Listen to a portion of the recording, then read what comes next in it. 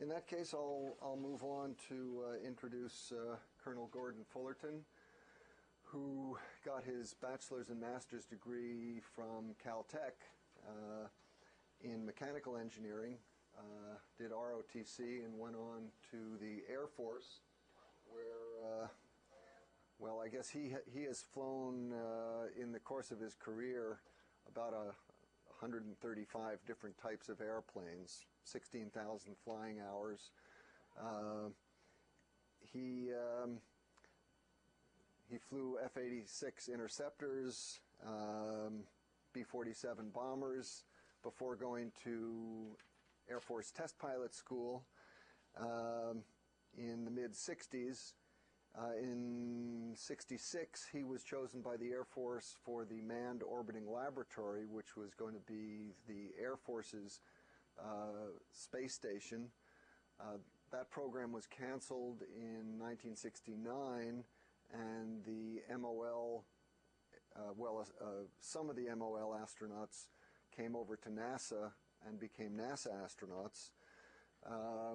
That was in the heyday of Apollo, and Gordon was support crew on the last 4 Apollo missions.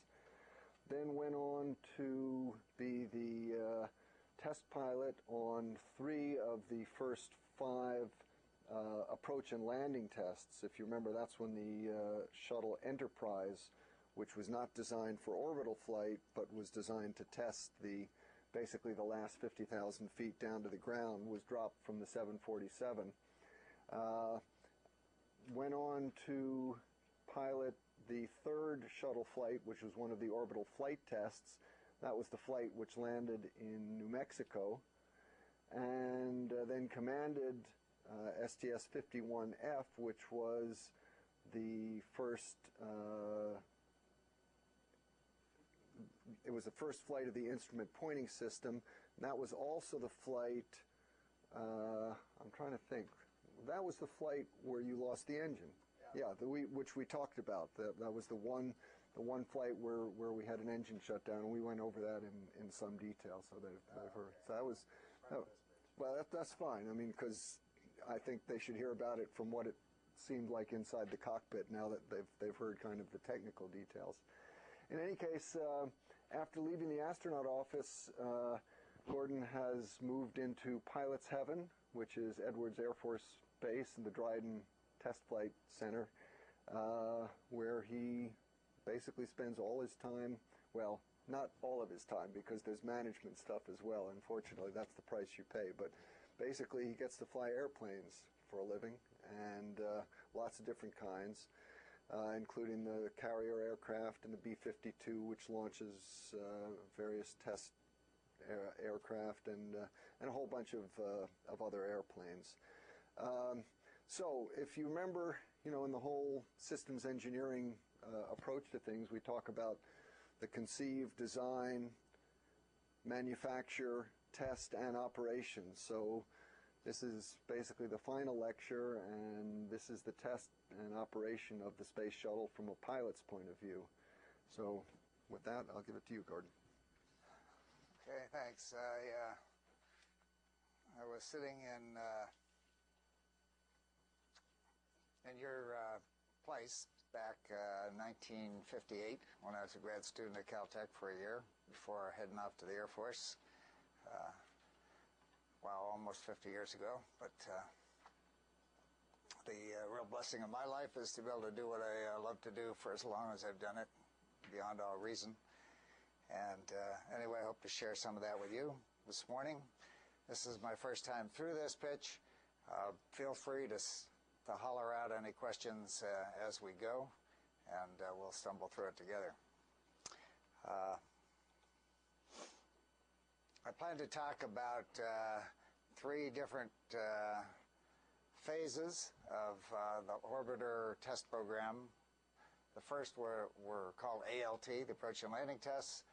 They consisted of really 13 flights, 5 captive inert flights where the Enterprise was flown on top of the 747, but nobody in the cockpit. The controls were locked. That was to clear the envelope for the kind of unlikely looking combination of a 7-4 with a orbiter on top.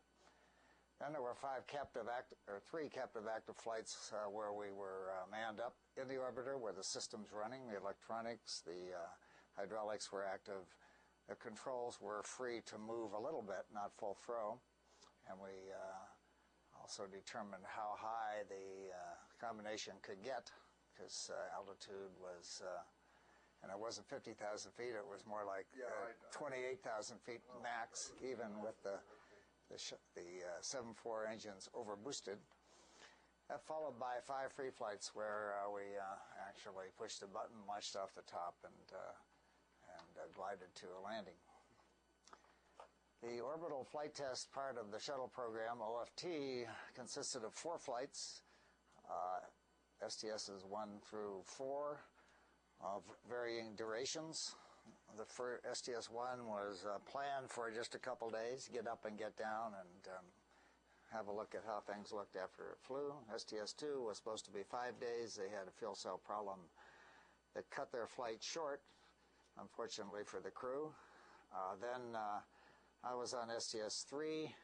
We were scheduled for 7 days, and because of a raging dust storm at the planned landing site, we got an extra day, a real blessing, with no tests to do. We had a free day in orbit, and ended up with 8 days. STS-4 planned and flew 7 days, landing on the 4th of July with President Reagan out there to watch.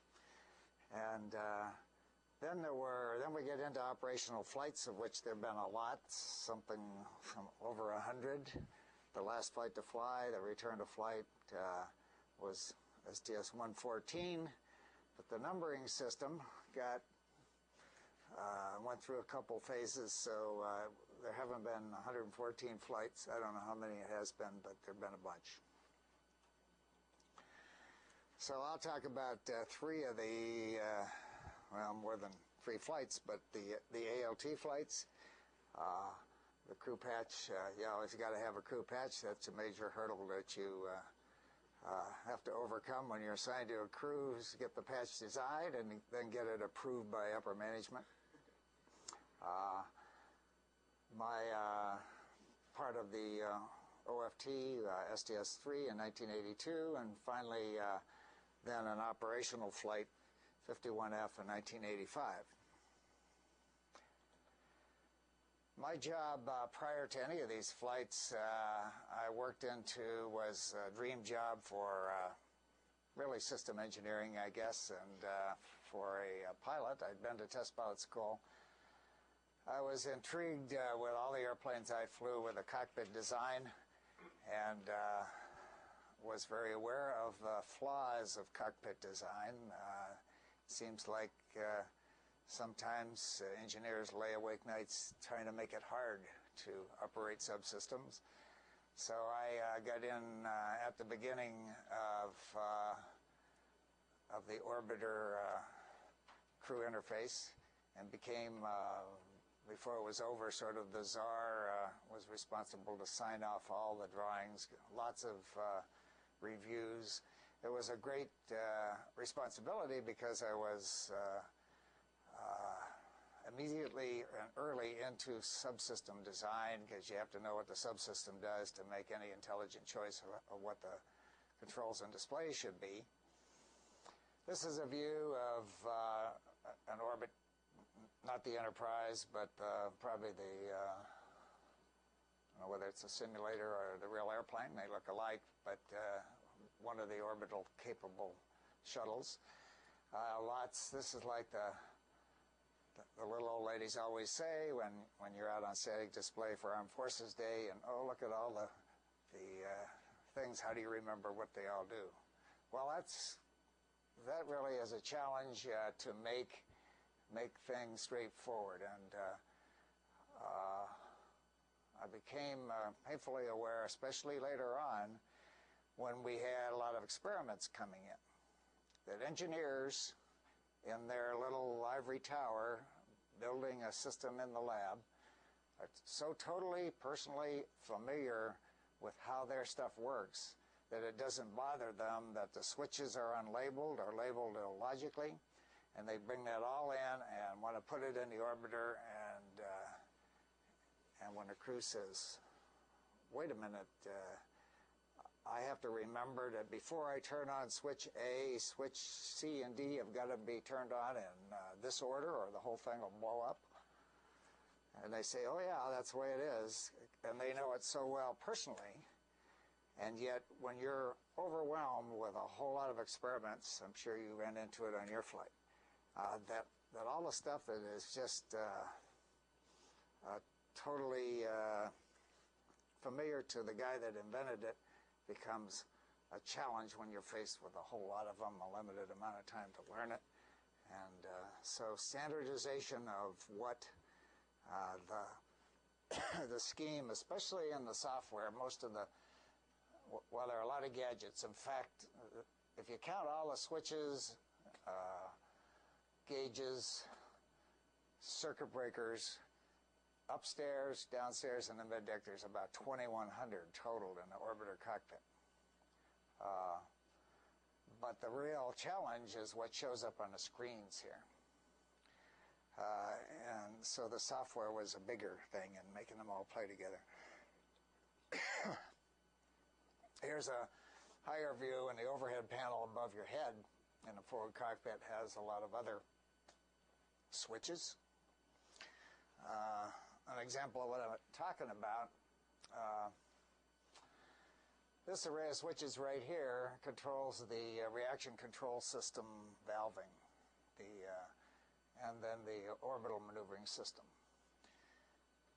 Back in Apollo, which I worked on when I first came to Johnson Space Center, I learned while lying many hours in the Apollo crew simulator that had the worst cockpit ever designed by man. As an example, it had a pressurization system, a helium pressurization system to push the propellants for the reaction control jets out of the tanks, and then the valves that went to the various array of thrusters all around the command module. And one would think logically, okay, if you have something to turn on the helium, you label that helium on, off. And then the manifold, the next branch in the Christmas tree manifold would be System A versus System B or something like that. And in fact, it had names like that, but they put the switches in a long row and they labeled them A through H right there on the panel. No clue as to what you were throwing, so every move you made in the cockpit, and some of these things were critical, required you to either be, a mental giant or open a checklist and say, okay, to pressurize System B, I've got to throw B on, and then A next, and then H last, or something like that. So, obviously unacceptable, and became my career and mania to try to improve that. The first orbiter simulator built was called the OAS, Orbiter Aeroflight Simulator. It was on a moving base platform like the standard airline simulators you see today. This is Fred Hayes and I sitting in the cockpit. This one was built originally to be the Enterprise, and the Enterprise was OV-101 in the scheme of things, a numbering of orbiters as they were built. 101 had only the systems it needed to fly approach and landing tests. The plan was to retrofit it later to make it into an orbit capable, but for the ALT program, it had just what you needed and only that to fly in the atmosphere. Very short flights.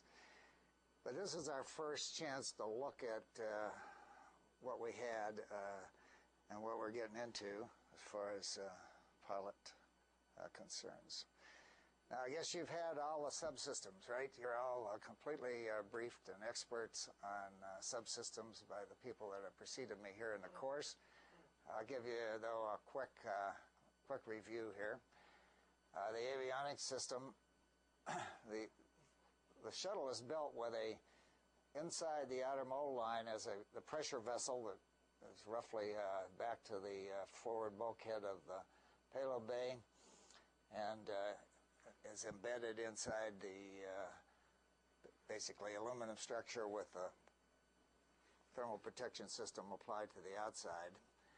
And most of the avionics are in racks right up here, right in there with you in the cockpit on the mid deck. The stowage lockers are aft of the racks full of black boxes and lots of wires. And the other place there were avionics is back here, just aft of the aft bulkhead of the payload bay, and there's some areas where they put items like rate gyros and accelerometers a long way back. From a systems engineering standpoint, Fred Hayes and I were out at Palmdale where they built all the orbiters. Late one night, seems like the testing always happens after 2 a.m.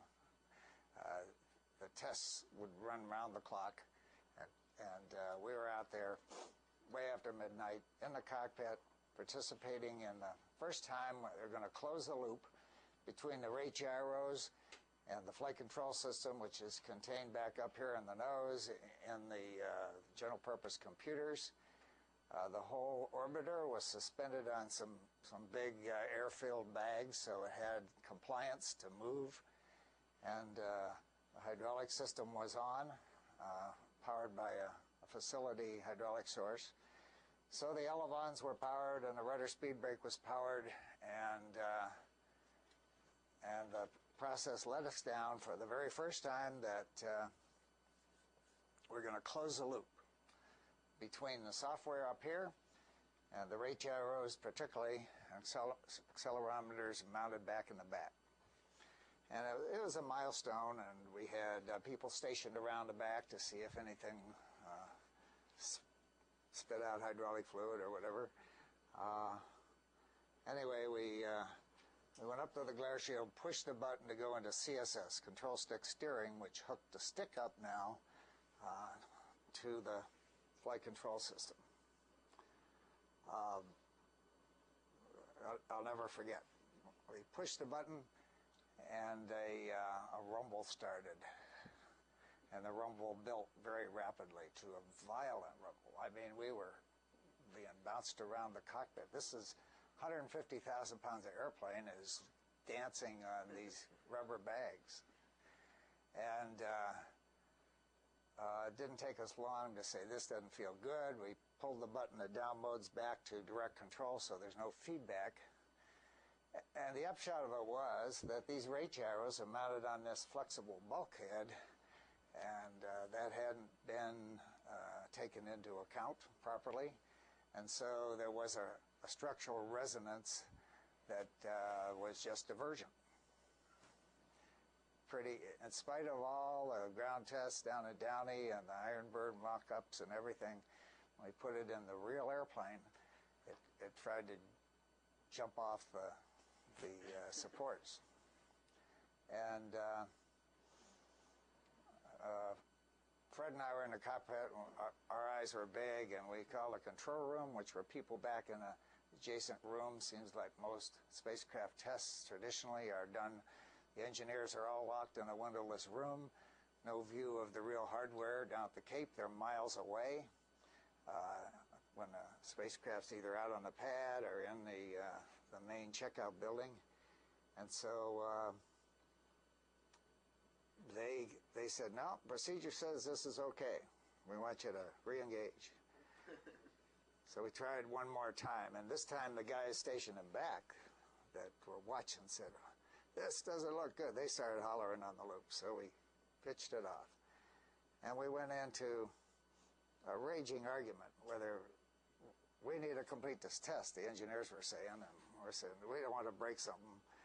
And they got people out of bed down in Downey, California, controls engineers, and so it was a memorable night.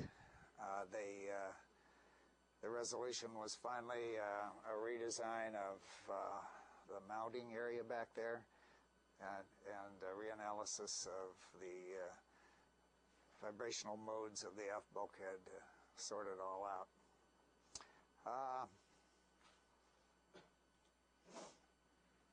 Here's what we had back in for crew interface. You saw in the earlier picture, up front 3 CRTs, monochrome, green. That was either green or nothing on the screen.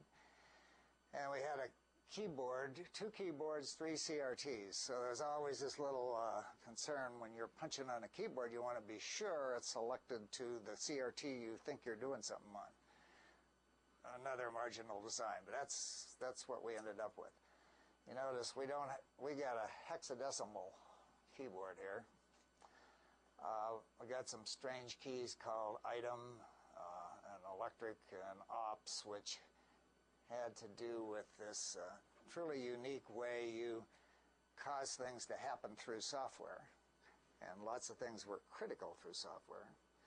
And then this rather dim green screen. This was way before the days, I guess Bill Gates was still here at MIT, or maybe even hadn't registered yet. I don't know. It was way before Windows 1.0. And so it seems almost comical now when you compare it to even modern airliner crew interface with glass cockpits, but we were breaking new ground here.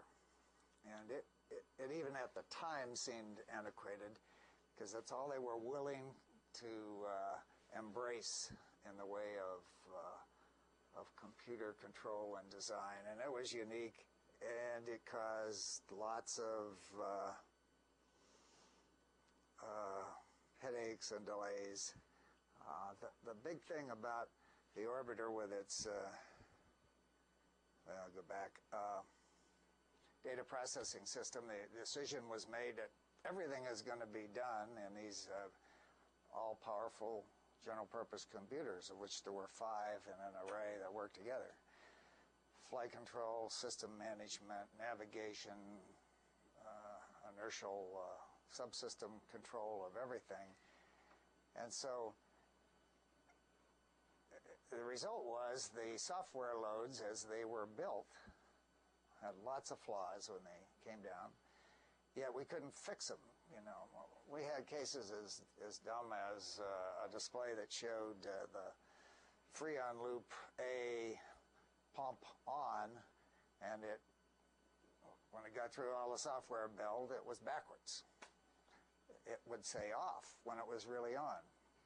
Seemed like a simple fix, right? Go back to the programmer and rewrite the code.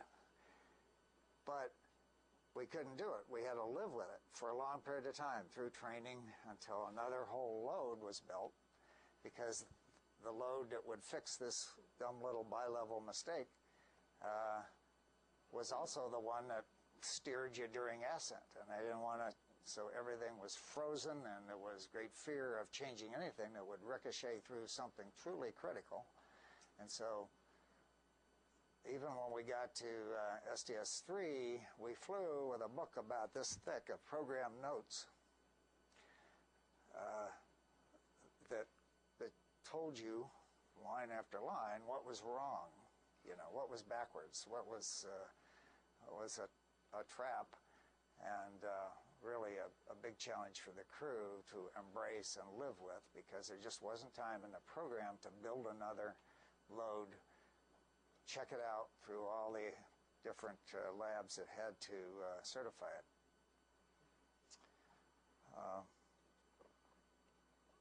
That's a vote for modular software, where you can change something here and be assured you're not bollocksing up something else in the same machine. OMS RCS. This is the 2 pods on either side of the vertical tail. Are a couple big OMS propellant tanks, oxidizer and fuel, hypergolic. So we didn't need any ignition system. As soon as these came together in a thruster, you had thrust. And there were, I think, 44 main thrusters. Here's 4 yaw jets firing out to the side. This would be pitch jets, the same thing repeated on the other side. And up in the nose of the forward RCS, so they had jets that fired up and out to the side and down. And I mentioned the controls in the cockpit, which we did. One of my great successes was getting the orbiter panels to be arranged in a plumbing layout so that you could see what you're pressurizing when you turned on the helium for a given leg and that sort of thing. Helium tanks are what pressurized, and a really clever system of ullage control. That is, when you're in 0G and you got propellant floating around randomly, and you turn on the helium to push it toward the outlet, if the outlet's uncovered, the helium's going to squirt right out. But they had an elaborate system of surface tension kind of baffles that kept and trapped fuel near the outlet of the tank, so that when the thrust came on and all the propellant went down where it should, it sort of recharged this chamber at the bottom of the tanks to keep it flowing smoothly and not lose all the pressurization. I remember my impression of what reaction control jets would be like is based on science fiction movies where you see the spacecraft out there and there's little psst, psst, squirts of jets, you know, that nudge you around. And we went out to the ground test facility at White Sands on a field trip out there, where they actually had the forward RCS set up, and they were going to do real firings of the main jets out there. And we were probably a couple hundred feet away from the test setup, and we're out there waiting for this sequence of jet firings to start on a test. And the first firing of one of the main jets, which are right up around 900 pounds thrust, was just a short pulse. And everybody went about 3 feet off the ground. I mean, it was like you fired a howitzer. It was just stunning. Wham, wham, and it just blew you away. And the realization, we're going to be in the cockpit here, and these things are firing right outside the windshield. They did. In space, the ignition transient ricochets through the structure. You can hear this kind of booming effect. But once they're on, if it's a long-duration firing, it's silent.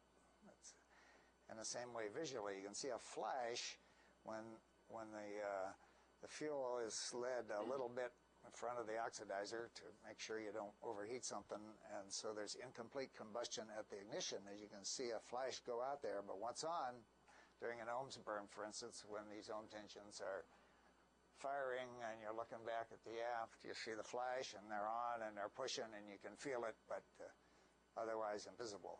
That's the way you remember. Yeah. On the other hand, there are vernier jets, little guys.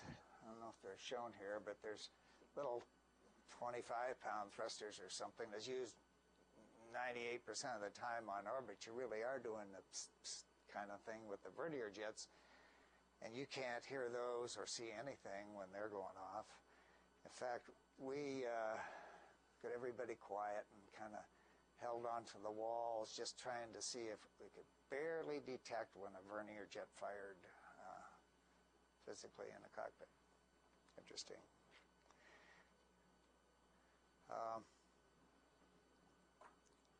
The orbiter is one giant heat transfer machine. Lots of calories of heat energy pumped around from one end to the other, and so there's water loops within the cabin that transfer the heat to Freon loops that are the fluid is pumped through the radiators to reject heat. There are, in spite of all these heat rejection systems, then there are heaters everywhere, whole banks of heaters to keep stuff from freezing. And then for the landing and takeoff phases, there are flash evaporators that flash water and or ammonia when you get down where water, when you're down in the atmosphere, you use ammonia to cool the loops. When, of course, the payload bay doors are closed. So and it turns out STS-3 was a major test of it, was to test all these loops and how the structure responded to long durations and given attitudes with the sun shining on one side and cold space on the other side, and how the structure would distort, or hopefully not distort, and how all that system would work. As it turned out, you like lots of redundancy. This is probably the weak point, I thought, in the whole orbiter design. We got 3 engines. We proved that you can get there when only 2. But the Freon loops, there were 2 redundant through the radiators, and if one Freon loop pump quit, you're in a severe emergency. That means stop everything, power down severely, turn off all the computers except one, get in a proper attitude and be ready and go into a panic reconfiguration to come back and land.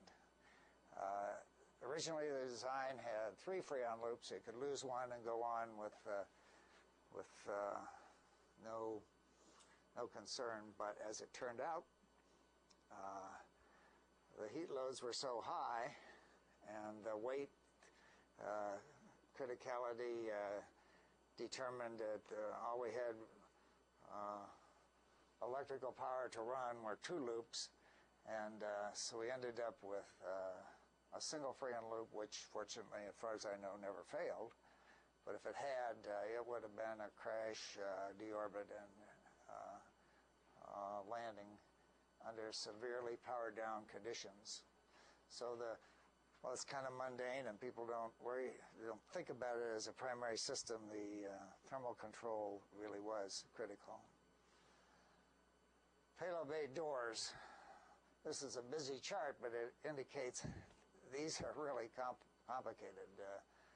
60 feet long, and something like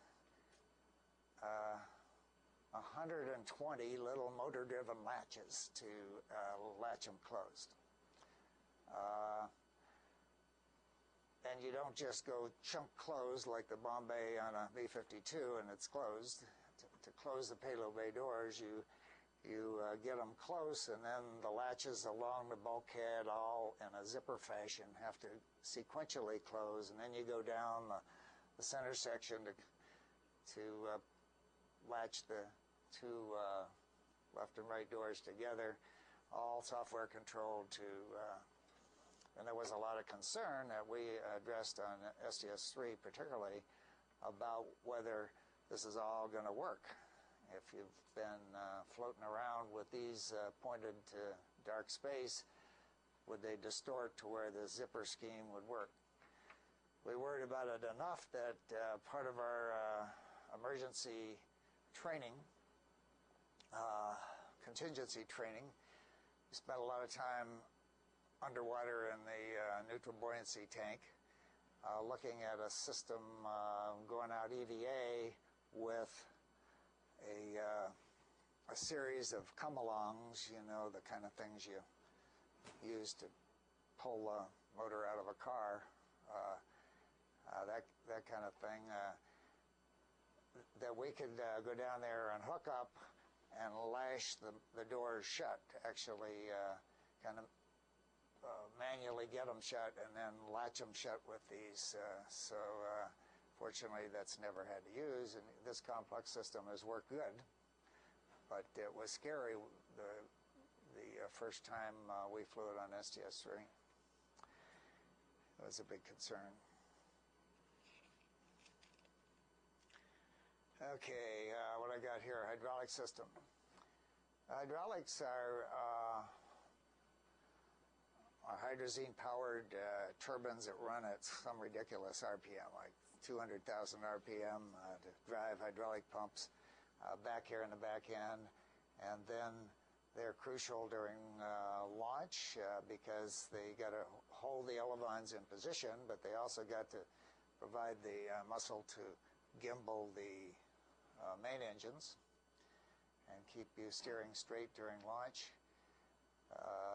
During entry, they're what you use to fly when you get back into a dynamic pressure situation, control the rudder speed brake, and the body flap. Body flap is a big surface that sticks out underneath the main engine bells and is a slow-moving trim device. The body flap is always moved. You go through this Mach 25 to Mach 0 envelope, and the trim conditions necessary with these big elevons varies a lot. So to desaturate the elevons and keep them in basically fared with the wing, the body flap's your trim device. And it's, you know, it's like this row of tables long and this wide. I remember asking to see the motor that it's driven a lot of mechanical advantage by a hydraulic motor. A guy took me around. I couldn't find the actuator, you know, for the body flap. He showed me the motor is this big around and this long, little hydraulic motor. So you can do anything with mechanical advantage, but didn't have to move very fast. Finally, on the system pictures here, the RMS, hopefully you've heard about this, is built by SPAR up in Canada, is Canadians' main contribution to the orbiter program. Pretty magical device mounted along.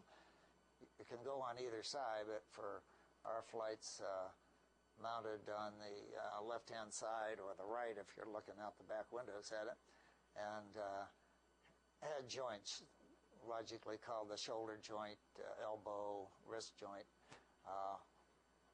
all electric motor driven. But the interesting thing was a control. You had hand controllers mounted in the aft part of on the right console in the back where you looked out, and you could work in a mode where you were actually driving the end, left, right, up, down, in, out, without regard to what every joint was done. That's all resolved by the software, and worked well. The end effector was a clever kind of a hollow cylindrical device that would rotate inside, and three cables that would be out curved around the periphery of the inside this cavity. When activated, you put this over a post on whatever you wanted to grab onto with a knob on the end. You go over the post and then rotate the inner barrel, and the cables would wrap up and grab onto the post, and then they would retract in to rigidize, and that was the grabber on the RMS. And we flew this on STS-3. I'll show you later. Okay, well, anyway, that's the subsystem review. Let me show you how things went during approach and landing tests. Now, let's see. I've got to get back to... I've never figured out how to embed video in PowerPoint, so I'm going to be doing it manually.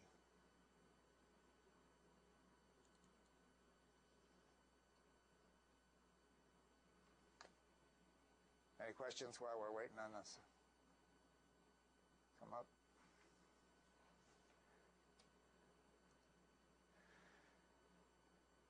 Well, this is the desert around where I live, and a Gila monster and a Joshua tree to set the scene. And here you have OV-101.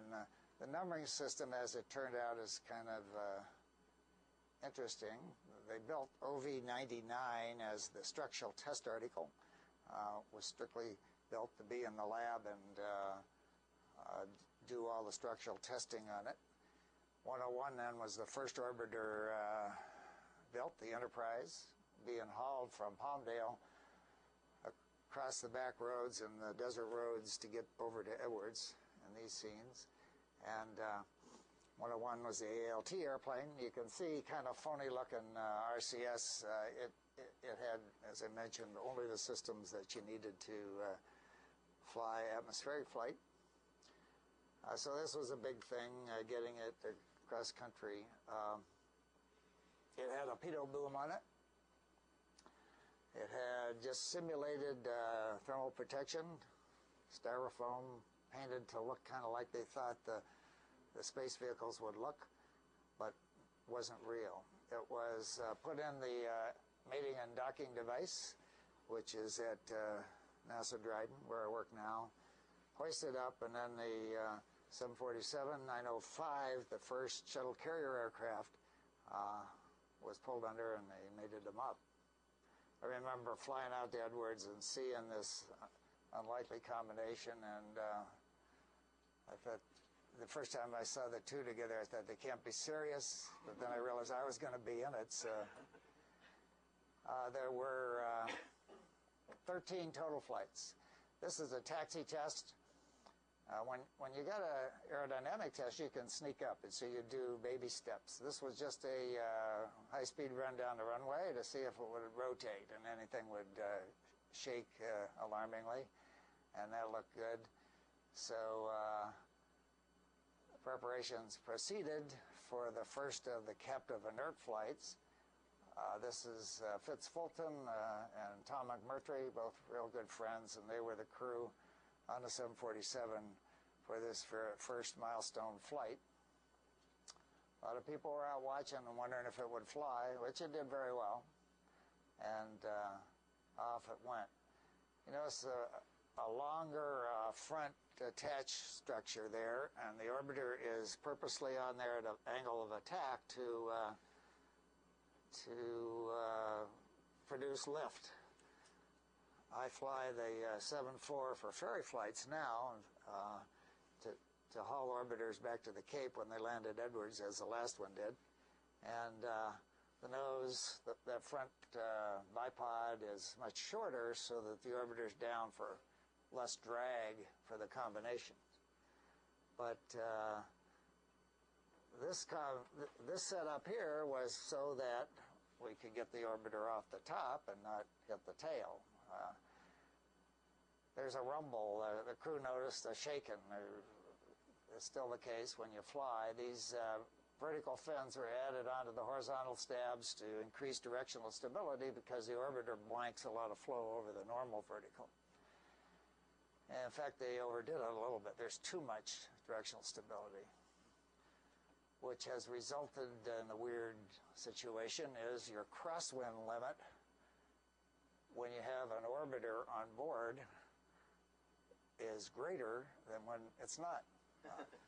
Because you got so much directional stability in a crosswind, there's a strong weather veining, and you run out of normal rudder without an orbiter. But so you're good only to 15 knots crosswind with the orbiter on. The limit is 20 knots. And it's a good limit. I've flown them both ways in crosswinds, and indeed, at those numbers, you run out of rudder as you land and are rolling out. The strong weather veining tendency is leading you off the side of the runway. Anyway, that looked good. And so they came back, and we had a big post-flight party. ALT was great for parties. We had 13 post-flight parties. So after 5 flights, well, and at the same time we're doing the ALT flights, we're developing a shuttle training aircraft. This is a Gulfstream II with big side force generators on the belly, and it's an airborne simulator. The left seat is set up with the orbiter instruments, and the right seat was the standard Gulfstream cockpit. I've flown thousands of dives at the ground in the STA, preparing for the whole idea of first time for sure, unpowered landing that you have to do right the first time. And back in the simulator here for lots more runs. And it was a great time because everything was brand new, very interesting. This is a camera and an actual model. This is before the days of computer-generated video. So it flew the little camera down to landing. And we learned a lot about handling characteristics. One that we really wondered about when you made a lateral input to roll the orbiter in the simulator, it would bang you. There was this lateral lurch, we called it. It'd jolt you sideways. And we thought, this can't be real. It doesn't make any sense. No airplane we ever flew does that. We squawked it. They came back and said, well, the equations all worked out, so we lived with it and thought it was just an artifact that was snuck in there and didn't worry about it. Now the captive active started, where we actually got in and cranked things up. On the second flight, I was chasing in the T-38, and Engel and Truly were in the cockpit, and I noticed shiny looking on the side. That big X on the CRT is what happens when the computer that's driving that CRT quits. That's sort of the panic symbol when the X shows up. Anyway, I noticed a leak, as it turned out to be. We had a severe hydrazine leak. Hydrazine is bad stuff to have leaking. And one of the APU supply tanks let go, plus they had an overtemp. So we found things that were wrong, and would have been, it made these captive flights worthwhile. If we'd just gone and launched off on the first one, it could have been more exciting than it needed to be. So we had 5 of those, and Fred Hayes and I got the odd-numbered flights, 1, 3, and 5. 5 more post-flight parties, and then we decided we're ready to go. So it was on, well, this is the last of the captive active flights. The scheme by which we planned to get off of here and not take off the tail of the 747 was that the 74 would go as high as it could go. It could get up to around 27,000 feet. With engines overboosted, Pratt & Whitney said you can go this long with extra power. And then nose over and speed up to 240 knots. It was climbing maybe 190, 200 knots. With a little downhill push, we got up to 240. At 240, the SEA pilots would go to idle power and air brakes up to put drag on the carrier. At that condition of 240 knots and at the angle of attack of the orbiter, it was actually lifting more than its own weight. So the result is we really dropped the carrier, as it turns out. There are 3/4 of a G difference between the two. And so when Fred, we get a lot of views for some reason of Fred's left shoulder. He's in the left seat, and he mashed the separation button after Fitz and the carrier aircraft hollered carrier ready. That is, they were back at idle with the speed brakes up. Push the go button and bang off. All 7 explosive bolts would blow. Control room was in Houston. Strange enough, we're talking to people back in the old JSC control room when we're out at Edwards flying these flights. But it was just like they were there. Okay, we're coming up on a condition, and this was in August of '77. All the ALT flights happened in 1977. You notice there's a tail cone on here. The tail cone was flown on the first 3 flights. It makes a big difference. It smooths the flow so that the buffet on the tail of the carrier aircraft was less, and it just about doubled the L over D of the orbiter. Okay, we're going to arm. And we'll get there. Get a go from the control. And we had two chases, one off to the right and one in trail separation. And just like the engineer said, and the load cells that we had on there testing exactly which way the thing was tugging before we did it, said we would do, straight up. This is slow motion. Nothing's leaking. This is vortexes off the wingtips causing condensation. And away we went. And the next, simultaneously, with this bang that shudders through the airplane when all these explosive bolts, a big X on the CRT in front of me. So we had cue cards, and I had, we'd practiced this, and my job while Fred flew, he actually got a vertical clear from this chase pilot, and then rolled into a bank and a lateral clear from the guy that was chasing from behind, and knew that it was okay to push over because we're only now at 200 knots, and we wanted to get to 300, and it took a considerable pushover to get up to speed. Meanwhile, I'm pulling circuit breakers on rate gyros and turning off accelerometers at our pre-planned procedure to accommodate flaws in the redundancy management. When you lose one computer, you also take out part of the sensors in the flight control system, and to be sure that a subsequent failure wouldn't put you in worse shape, it took about a minute's worth of manual reconfiguration on my part, and I kind of missed the whole first part of the flight. When I turned around, I realized, hey, this thing is flying good. It's smooth, and it's on speed, and Fred was flying. We flew a rectangular pattern out of a downwind leg here as we nosed over.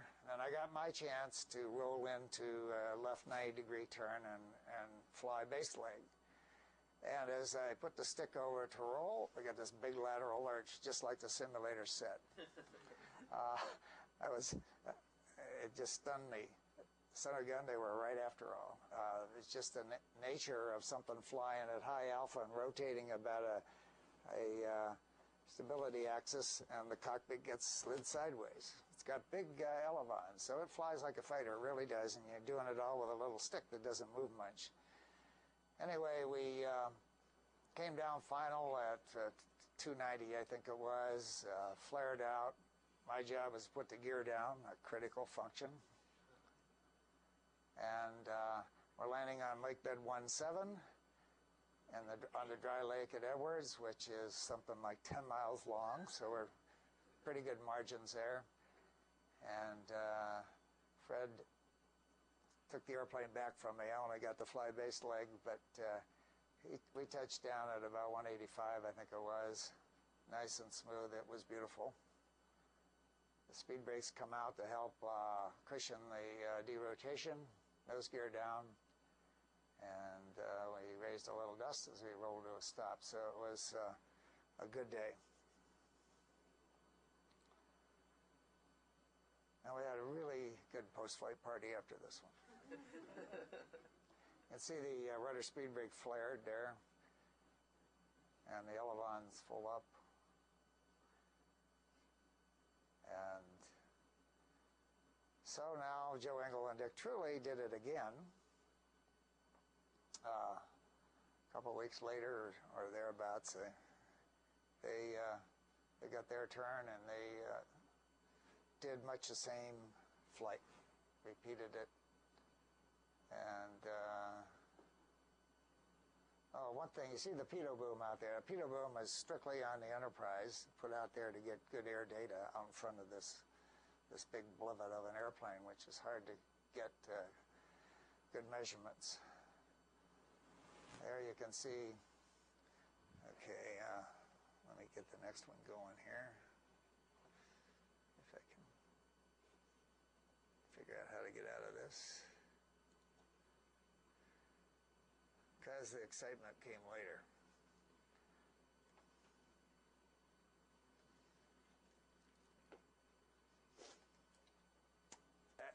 On STS-1, I looked out there when we were on final. I had time to look out and look at the pitot beam, and man, it's going through an arc of about 3 feet at the.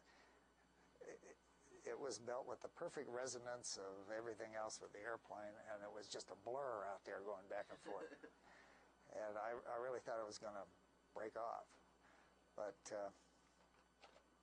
was that your only pitot source, or did you have the normal ones in the? Good question. Somehow we had at least inertially derived ones. Everything looked good, and actually it still put out good airspeed, even though it was a blur. And I think the beta averaged out, and so anyway, it wasn't a problem we noticed. Other than visually, it looked like it was going to break off. So they changed and stiffened it up, so it wasn't a problem on subsequent flights. Now you can see here we're at free flight 4 now, which was the other crew's turn, with the tail cones off. And our final approach glide slope with tail cone on was 11 degrees. With tail cone off, it was 23 degrees. Halves your L over D. So you're really in a steep dive. Normal ILS into Logan out here would be 2.5 degrees. So you're coming down gangbusters. And it's even worse in ALT than it was on the orbital missions, which were coming down with the same configuration, but much heavier. Heavier, you got more gravity working for you, and you can fly shallower. Doesn't seem to figure, but that's the way it is. So 19 degrees is a normal return from orbit, final approach glide slope. We were up in the 20s. Kind of catching up a little. One of our jobs with on the flight preceding this was to try the braking. We just let her roll out on the first couple flights. They wanted to do brake tests, and Fred jumped on the brakes after we touched down, and another resonance problem. Interaction between the structure and the anti-skid, which is, and I thought it was going to break the airplane. It was just violent, shuddering, shaking, everything rattling in the cockpit. And I hollered at Fred, "Get off the brakes, we're going to break something." And he said, "Nope, the card says we got to do max braking." I was pleading with him to get off the brakes, which he did. Easy fix. When they flew the next flight here, they did hard braking, and it was smooth. They went into the change the resistor and the feedback electronics, and that did it. I mean, it was instant fix. It says there still is reason to do flight tests because surprises happen. Okay, so now free flight 5. It turns out that there was a little break here. We're back at Houston, and Prince Charles, he wasn't married yet that time, but he came by on a visit, and we gave him a ride in the simulator. He'd had some flying time, and he got into horrendous PIO. I mean, he was out of control and crashed in the simulator and felt bad. And we said, "Nah, it's because you're not used to the stick and everything." And that was his tour. So now for this flight, he was actually out along the runway. They had him out there so he could watch. And the objective here was to land on the concrete runway, put it right on the line. There's a white line 5,000 feet down. And Fred was really working at it, putting in a lot of inputs. Look at the elevons going there. You see them? And he's making roll commands, skip. And so we logged a couple landings. And down and rolled to a stop. And when afterwards we crawled out, and he came up to say hello and said, "Oh, you made me feel good. You guys did as bad as I did." There he is right there with his binoculars. Well, it scared everybody to death. It looked worse from outside than it did in the cockpit, and the flight control flaw that we found, though, was serious. You got elevons that do both pitch and roll, So in the software, when you're asking for both pitch and roll at the same time, it's got to decide which one do I move. I'll stop this. It's just all supposition of what would come.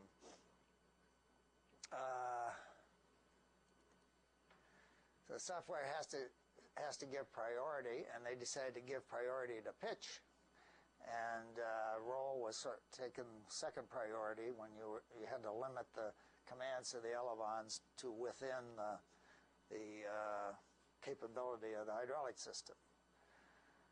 So the result was a lag in roll response when you're working pitch hard. And the lag was up around 0.2 to 0.3 of a second. You may be aware, if you've studied flight control system. Any kind of system that has 3/4 second delay between input and response is asking for a PIO, pilot-induced oscillation. And we had a big time in roll. Fred was clanking back and forth, stop to stop and roll, trying to level the wings after that first skip. I heard the controller banging over there, and I suggested if you get off, maybe it'll damp, because we're doing this. And sure enough, that's what he did. He stopped the inputs. The airplane damped right away, and then it went okay. But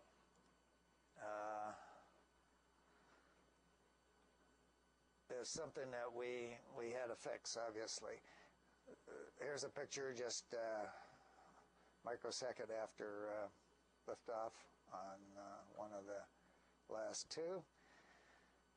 Well, the decision, there was a lot of debate about do we go back and fix the flight control and fly some more ALT. But this is a huge production. It was costing time, and we weren't getting into orbit. A decision was made, now we'll do it in simulators and in-flight simulators and fix the problem, but press on. So that was the end of ALT, at the end of which, when you do flight tests, you talk about opening the envelope of an airplane. Well, the envelope of the space shuttle is 400 nautical miles altitude and Mach 25, and in ALT we got to 4 miles and 0.3 Mach. So it's really down in the lower left corner, but worth doing.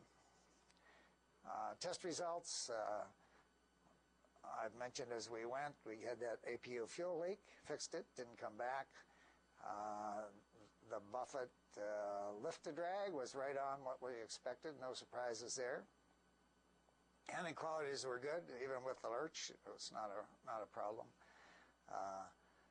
Mentioned the pitot boom, the anti-skid, the SCA did the job, although it struggled to get us up to, with the tail cone off, it could only get to about 18,000 feet. So this was not a good program to build up your flying time. I got it was about a total of, in 3 flights, about 12 minutes of flying time. And the biggie I mentioned, the handling qualities, the PIO tendency that we fixed with lots of studies later and changes in the way the control equations were written. And as a final thing, they did some more flights with the nose lowered down and determined what the ferry flight performance of the combination is. I have later, after flying in space, checked out in the 747 and still fly it on the ferry flights. And it does the job. It burns lots of gas. I figured out that the combination cross country, the mileage is about 300 feet per gallon. So a football field per gallon of fuel, 40,000 pounds an hour, so there's a fuel flow. It goes about 1.5 times its own length on a gallon of gas, but gets there. I don't have to buy the fuel. A lot of people said, wasn't this scary, ALT? Actually, from a risk standpoint, we had ejection seats. So if anything had gone wrong anywhere along the line, we could have pulled the handle and jumped out. The scariest part of it was when we got in, and during the captive flights, we just walk up the stairway and crawl through the hatch, and the same way getting out. But after the captive active flights, we'd land still on the orbiter. And they had this cherry picker to get us out. Now, the situation here, it's a round hatch hinged at the bottom. They only wanted one person at a time on the end of this thing. So you open the round hatch, and then they bring this up, the guy on the ground, and he doesn't want to get too close and ding. So he leaves about this much of a gap from this round hatch, which is 60 feet above the ground, that you got to crawl out on your knees and then stand up and then make the leap across the thing onto this wobbly cage up there. But that's how our captive actives went. Were you wearing flight suits for all these tests? I mean, you had ejection suits. Yeah, but we're wearing regular flight suit, helmet, like you would in a F-18 or any fighter. Yeah. Not pressure suits. We didn't have a severe cabin pressure risk at 25,000 feet. I put here some, let me get into the full screen mode here. Some thoughts about what's different when you test an aircraft versus a spacecraft. Well, airplane, you can do little baby steps, incremental tests. You can do static runs of the propulsion up to the full power in the airplane itself. Then you taxi it slow and then faster and faster down the runway. You can rotate the nose a little bit. The first flight you'll fly slow and leave the gear down and then land soon and check everything, and you can hold off till perfect day to do it. And then you go faster and faster to expand the envelope. If anything goes wrong, you can peel off and get back on the ground quick. And, as I mentioned, you can always pull the handle and bail out if things go really bad. You got a spacecraft, it's all or nothing. You got to use the propulsion at its full power. All the critical subsystems have got to work. You can't make a quick abort. Long delays, like days, are sometimes required to get back to the conditions where you can make an appropriate landing, and the weather can turn sour at the time. So when you're going to flight test a spacecraft, you've got to have a lot of redundancy in the design to allow for the bad day that has to carry you through a considerable amount of time. You necessarily got to test everything to the limit. Wind tunnel, CFD, thermal vacuum, because the environment is lots more stressful. You got to have a lot of instrumentation so that you can tell what did go wrong or be sure that everything went right. You're talking about an army of controllers in a control room to pull it off with a complex system like the shuttle. And lots of simulation to get everybody trained. A biggie is to verify the software. I mentioned the software is guaranteed to be wrong on the first release and several subsequent. It's just the nature of building software. And so getting that checked out is a major one. And procedures. When we flew the orbital flight, the checklist, the stack of checklists just laid on top of each other was about this high for a 51.5, and it weighed 210 pounds just to call the flight data file. And then lots of time and expense getting everybody really ready to go and being sure that when you're going into an unknown part of the envelope, that the margins on the flight control are adequate, so the surprises and the aeroderivatives that hit you can be accommodated. I've rambled on a long time here. We could take the 5-minute break. I can answer questions, however you want to do it. Maybe it's time for a stretch. Questions? 2-minute break. 2-minute break. These people are tough. All right, break's over.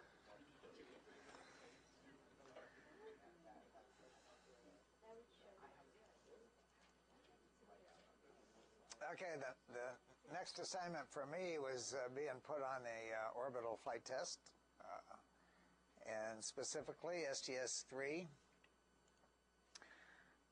Two-man crew, Jack Lausma, a Marine, and myself from the Air Force. We were in pressure suits, you noticed, there, and on ejection seats in the Columbia. This is OV 102. 101 was the Enterprise, 102 the Columbia. And our countdown went smoothly. This was in March of '82, and this is a signature moment in your life when the SRBs light. There's no doubt. I mean, it looks smooth and nice as we're flying through a cloud here on launch. Logging weather time, I might add. But it is rough and noisy and rattly, and the acceleration is right away, and it builds up to 3 Gs when the main engines are throttled back to hold 3 Gs, and so it's no doubt you're on your way somewhere really fast, wherever the solids want to go. Everything worked good right up to MECO, and the external tank, as you saw, drifted away, and then here come the first order of business, opening the payload bay doors so we can start rejecting heat with the radiators that are mounted on the inside.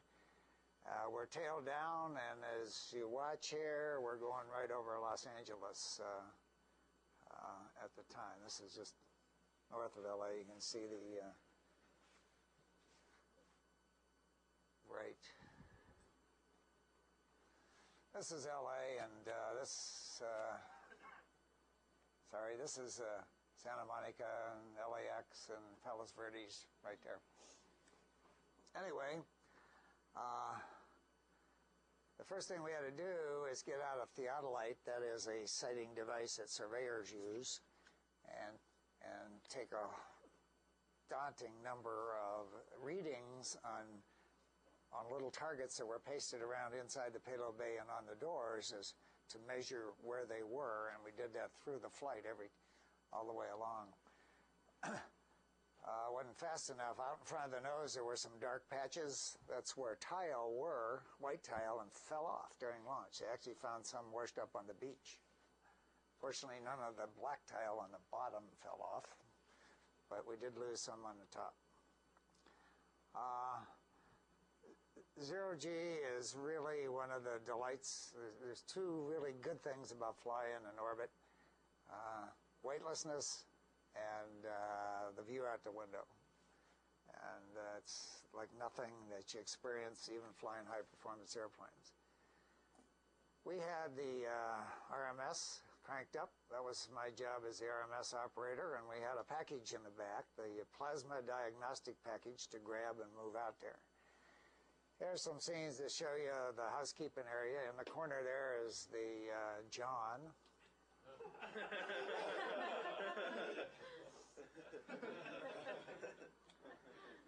And long-duration space flight exercise is important. It's really not a big deal on a 7-day flight.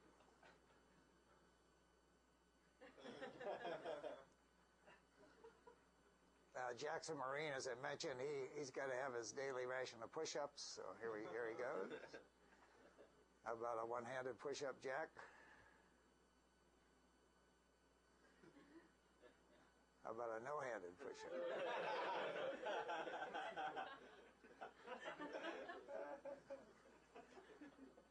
This is a quick summary. We went our 7 days, and the lake bed at Edwards, they had a really wet spring. It was unusable. So we went to White Sands, New Mexico. First day, right as we're about to light the OMS engines to start deorbit, they said, hold off, because this terrible dust storm was going on. And we waited a day, a delightful day, with nothing in the flight plan much to enjoy ourselves, and then came down the next day. Now we found another gotcha in handling qualities here. right here, Jack thought the nose might be coming down too fast and tried to stop it and ended up doing a little wheelie. And subsequent analysis showed that the whole response of the vehicle changes when you're down on the main gear only. And nobody thought of that. You know, it would seem like, they're worried about pitch in the air, but not while you're rolling on the main gear trying to derotate. So it resulted in more software changes. Another thing we learned, they were pushing for Autoland, and so we flew the whole turn onto final and down final hands off in Autoland. The program wanted to take this out of the hands of the crew. So here on the third flight, they had us sitting there watching the airplane fly down to pre-flare, and then the first chance Jack got to grab the stick was at the last minute to do the flare and landing. That was dumb. When you look back at really dumb.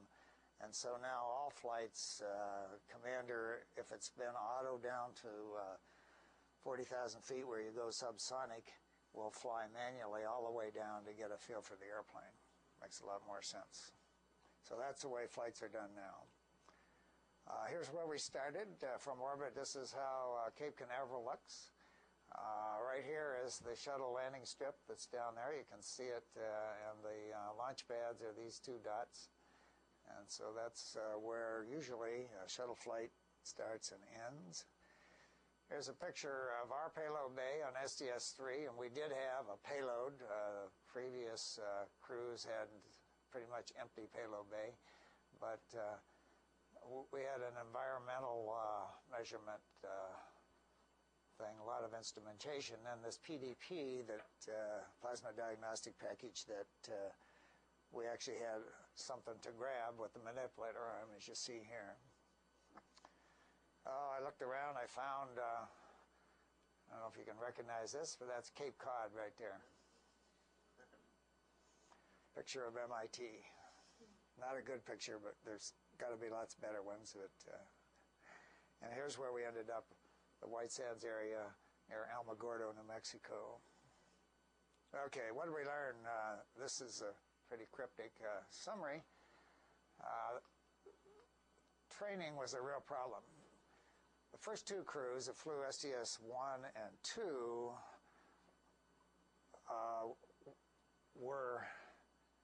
had all the attention of the training people and the simulators. They had priority, properly so. We were, on the third flight, had low priority and really struggled, and we found when we got into simulators that when they didn't work right, nobody could explain why, many times we try an ascent and crash and burn, and you always were scratching your head. Is this real? Is this the way the orbiter flies, or is it some flaw in the simulator? So early on, you're developing not only the orbiter, but the training facilities. And the people didn't understand the system. We had more exposure from ALT to subsystems than the people that were supposed to be the experts. So it was a group learning process, and a long way from what happens now when crews go in and they get the straight word right from the beginning on how things are. The tiles fell off. Not good. They changed the bonding scheme, improved the quality control, and fortunately for the program, no critical tiles fell off. But that was alarming. We looked out there, we reported it, took pictures of it, looking at these gaps in the system right out in front of the windshield. But the ground said, oh, don't worry, that's a cool area during entry. Entry's at 40 degrees angle of attack, so it is cool on top. They were right. Everything was fine. But another tile thing was after the flight. Well, actually, delay that. It was really more after the next flight. I mentioned how the ride is. First 2 minutes are rough and exciting. The next 6 or 7 are smooth, unbelievably smooth when you get on the main engines. any more vibration than you're getting sitting in the chairs now, and just a steady, relentless push. It's a spectacular ride, but you're back in the seat. Had a APU oil overheat during that 3G part. Actually, about 2 minutes before MECO, the ground called and said we need to shut down one APU. We're up past the point where we could live without all 3 APUs running. So I had a chance to test what I'd worked on years previously. When the cockpit design, you're concerned about visibility when you're squashed in the seat at 3Gs, and access. And the APU switches, we had to put them down here, and I worried, I remember worrying specifically, if we got to get to the APU switches, the guy in the right seat under 3Gs, can he lift the helmet and look over there and find the correct switch, and you do not want to shut down the wrong one of the good ones. And it turned out, I guess with the adrenaline, lifting this heavy helmet at 3Gs, I did it without even thinking about it and went right to the switch, so it worked. General habitability was good in the orbiter. First time anybody lived there for 8 days. A good way to think about living in the orbiter, think of it as a camping trip. You know, you go on a camping trip, you don't worry about hot water and showers and all the niceties of home. You get in that frame of mind and it's fine. The food's adequate, the facilities are okay, although in our case the toilet ground to a halt. It's a drum that rotates to centrifugally sling all fecal material out and contain it, and it ground to a halt, so we were into a real camping trip for a while on that. Although it worked out. The ARM worked great, RMS. The main jets I mentioned earlier are, fortunately, don't use the main jets much. It'd be hard to sleep with them booming away, but you use the verniers most of the time. Verniers are critical to smooth operation over long periods of time. We spent a lot of time, for instance, tail sun.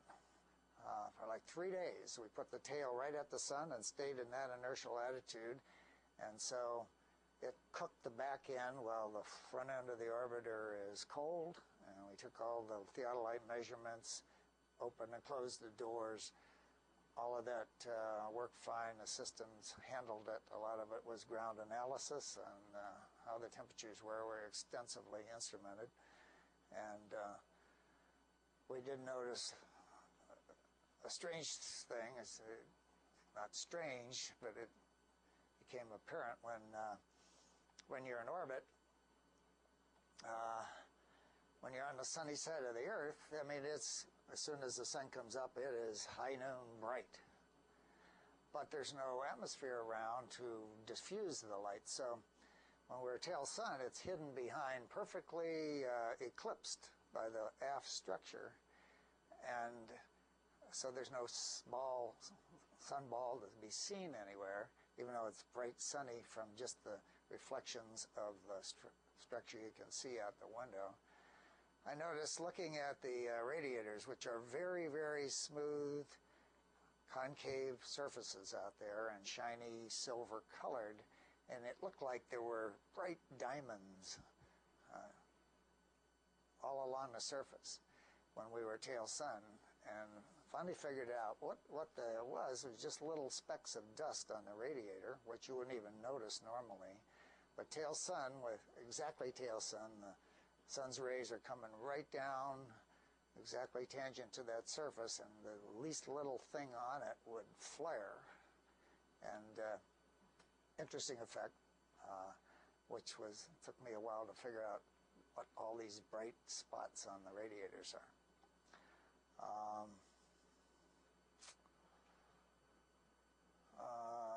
Entry on STS-3 was done to about 9 o'clock in the morning landing at White Sands, New Mexico. So we started the entry halfway around the world. It's dark, and most of the entry was in the dark. And the plasma light show that happens as you get down in the atmosphere and the ionization that happens produces spectacular scene out the windshield. I mean, it also had us thinking about the missing tile that are going. But a night entry is really a show. My next flight was a day entry. It's not nearly as spectacular. Mentioned about grabbing the stick too late, unfair to Jack, and then the derotation. Okay, now on to part 3. How am I doing? We might make it yet.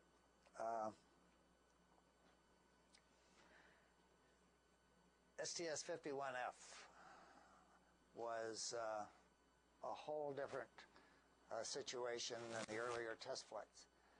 One big difference, there were 7 people instead of 2.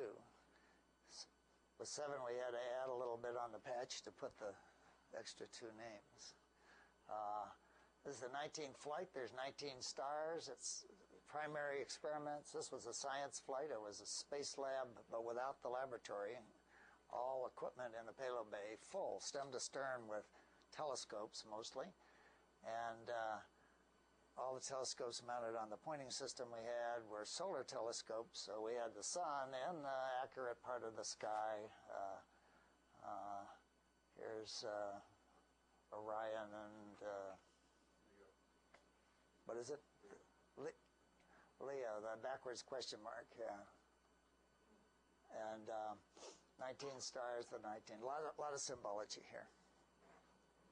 Okay. Let me, a short, entertaining video. Do the short one here.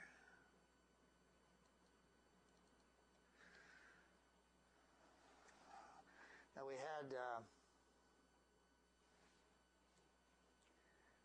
7 people, included 3 mission specialists, which Dr. Hoffman was when he was down in Houston. And we had 2 payload specialists, guys who were not full-time astronauts. They were solar physicists, and they were the experts on the solar telescopes that we had and went along to fly. Our first try here at main engine ignition ended 3 seconds after ignition. We felt the spacecraft rock around, the noise, and then nothing.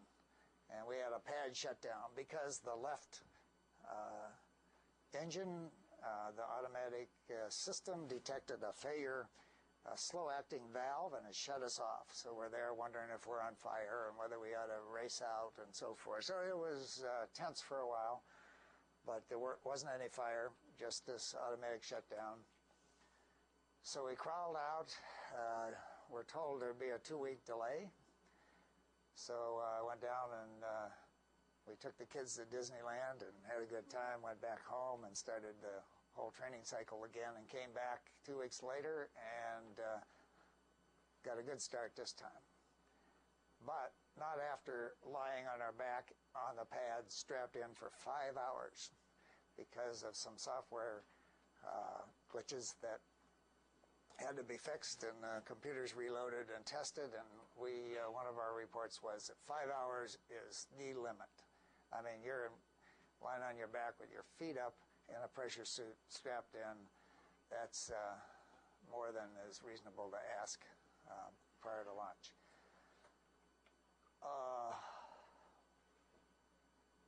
On the way up, well, I'll mention it later. Here's the instrument pointing system. This baby was built in Germany.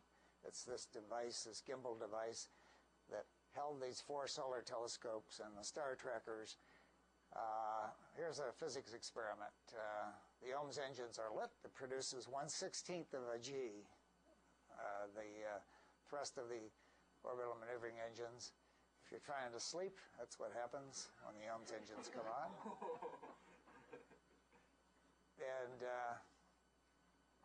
you saw the water going across. it's deja vu. We had the same old PDP package on this, but with a difference this time. We took it out of the payload bay, brought it up here. That's my right ear you're looking at in profile, out the window. It's crowded up there. It's 7 people up on the flight deck, all trying to get a view here, but we let go of it.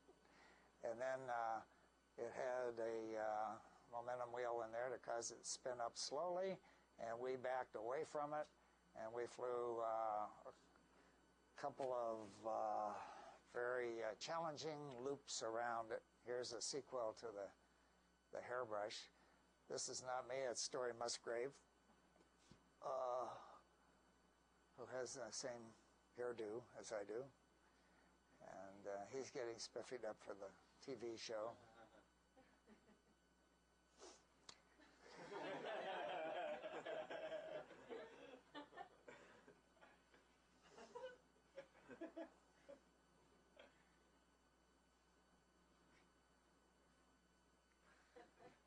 That's all we did, is horse around for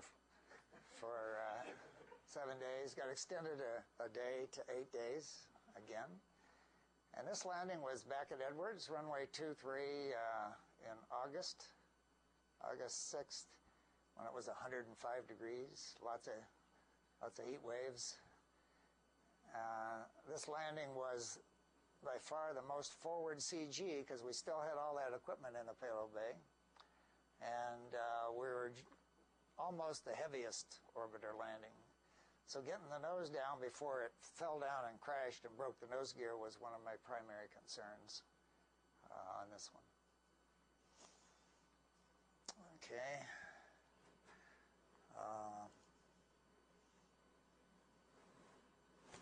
Back to PowerPoint here.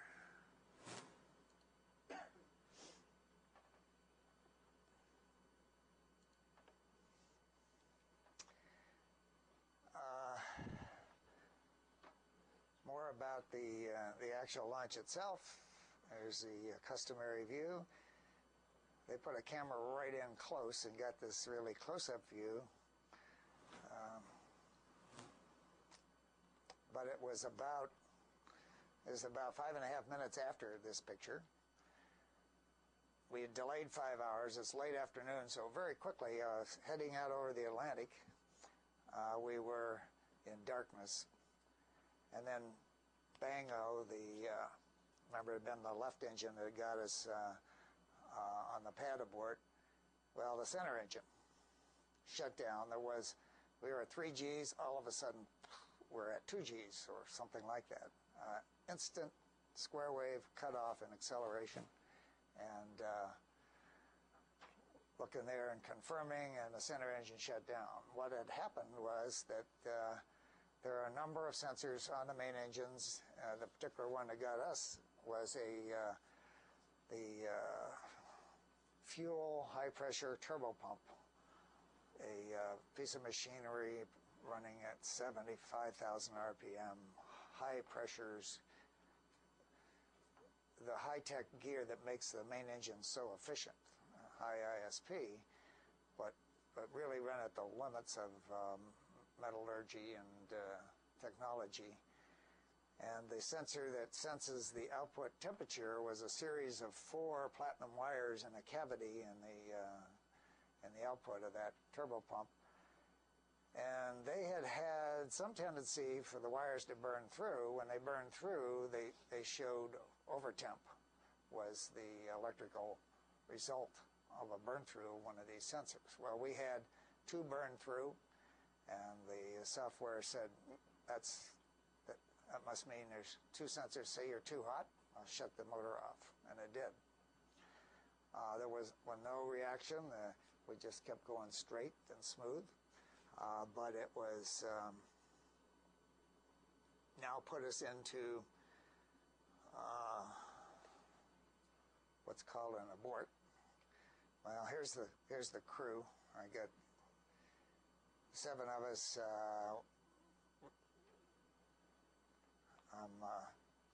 Need to practice this more, but anyway, it was a 2-shift operation. We were going to work around the clock. So we had a red team and the blue team, and I was a commander, so I had a striped shirt.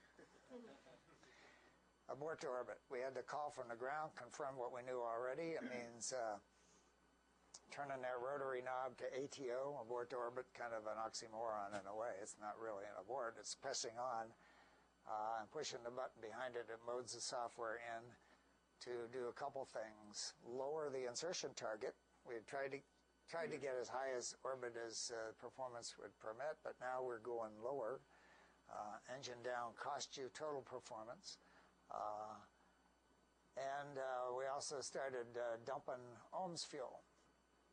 We had to turn on the OMS engines, and we ended up dumping 4,500 pounds of OMS fuel, a little bit of extra thrust, but a significant loss of weight to allow the remaining performance to get us to an acceptable orbit.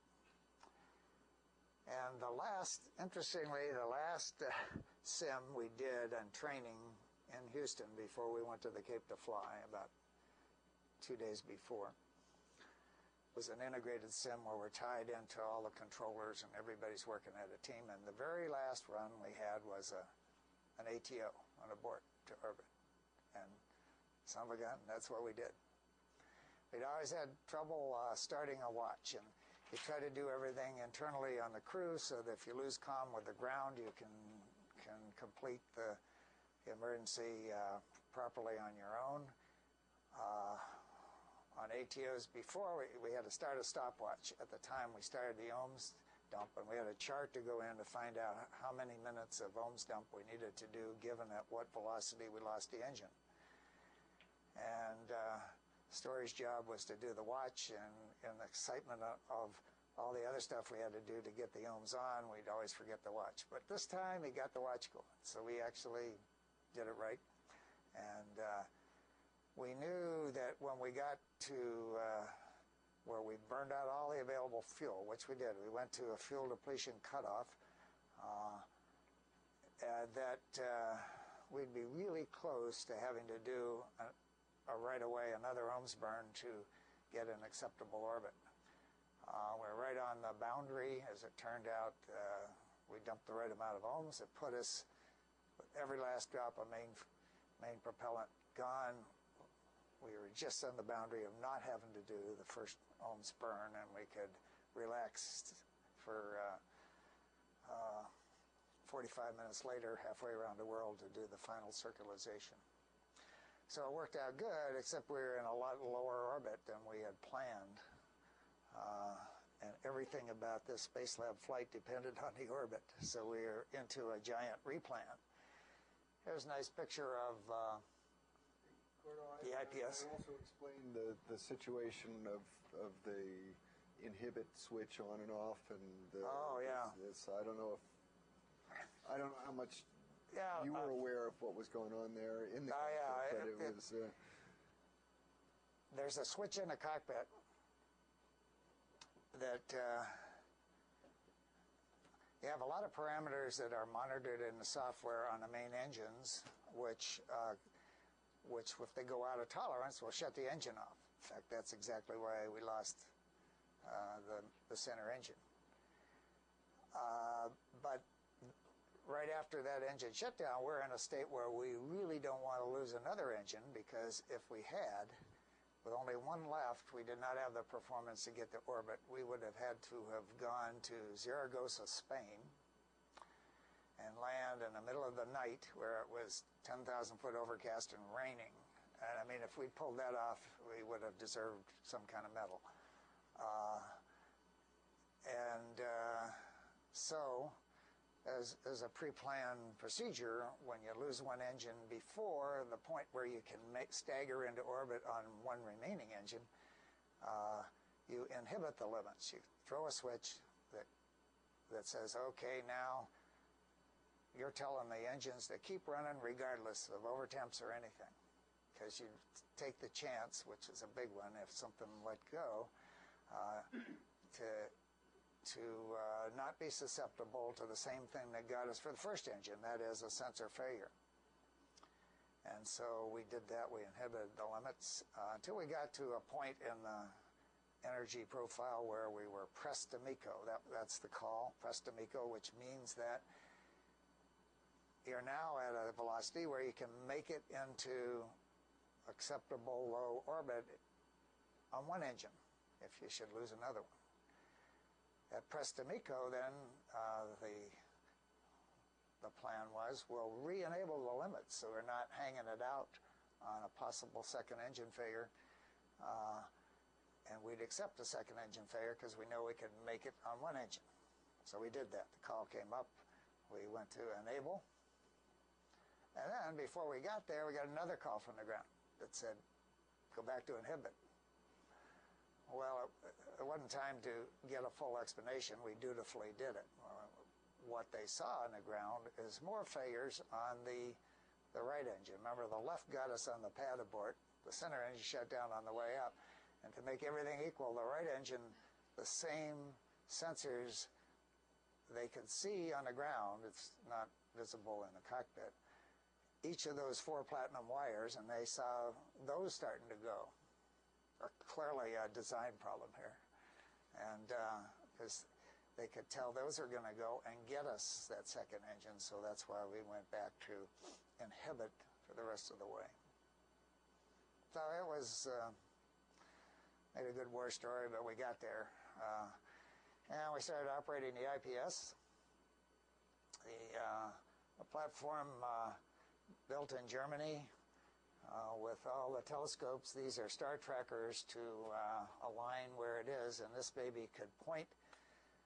The spec was 1 arc second of accuracy. An arc second is the size of a dime if you're standing at the Capitol and looking at a dime at the Lincoln Memorial. That's how much it tends. But when we cranked it up, it didn't work worth a hoot. They just couldn't get it to stabilize or point where it was supposed to. And for 3 days, the payload specialists and the MSs were in constant communication with the ground, and they patched the software in a major way and kept sending up new software loads to get this thing to work. And voila, on the 3rd day, they finally got it right, and then it worked well and got a lot of good solar science. Just an aside, when you're looking at pictures from space, you tend to think, you walk around out here, the atmosphere is this big ocean of air above you, right? Lots of air way up there. This little bitty blue line right there, barely perceptible, that always appears on any sunlit picture showing the limb of the Earth, that's the same blue as the sky, the scattering that causes the sky to be blue. And that's all the thicker it is. It is just this little thin shell of atmosphere around, at 18,000 feet, 3 miles up, you've lost half the atmospheric pressure, and that's laying on a 8,000 mile diameter globe. And so, and that's where all of human history has happened, in that little shell of air laying around the globe. Philosophical point for you engineers. What's flying on orbit like? Well, it's one of the 215 pounds of checklists. Here I'm checking propellant usage against what we got and where we are, because we dumped 4,500 pounds of crucial fuel that we needed to make the planned most maneuvers had ever been done in the orbiter on our mission. And we really worked we didn't want an extra blip out of an RCS thruster, and it worked very well. We got through 7 days and even had enough to have another day of science on the 8th day. But flying is mostly watching the clock. Everything happens according to time, and since you got 16 sunrises and sunsets every 24 hours, you never know what time it is without looking at a watch. And you're looking at a crew activity plan with everything laid out, and so we even had an alarm system you could set in the CRT to make a tone to wake you up. It's a lot of clock watching to pull off a complex mission like this. It's just the way life is on orbit. Now here's one of our really serious high-level scientific objectives. This was the official name, the carbonated beverage test.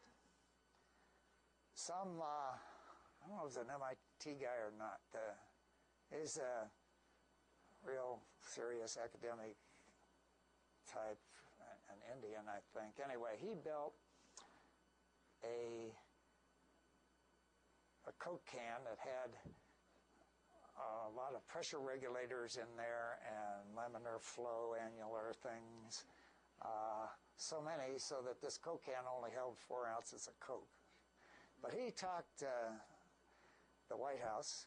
Reagan was president. Somebody on the staff approved, going to fly these Coke cans and see if they had a system to provide pop in orbit, you know, with the regular kind of carbonation and dispense okay.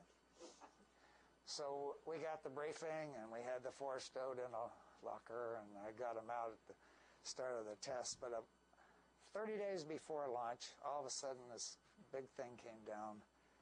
Pepsi got wind of this experiment and went to the White House staff, and they got Pepsi put on.